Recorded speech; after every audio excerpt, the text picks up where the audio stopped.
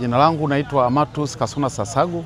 Pia nachukua nafasi hii kuwanasihi vijana wa rika langu kwamba amani si kitu cha kuchezea.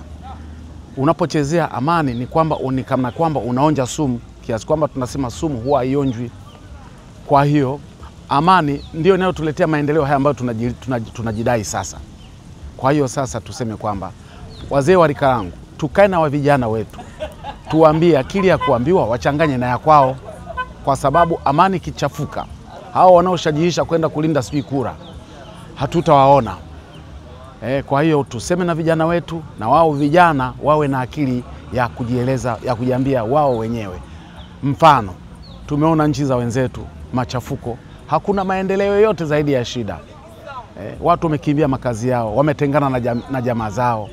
Sasa sisi ili hili lisitokee, twende tukatiki Oktoba 29 kwenye nembo ya Chama cha Mapinduzi.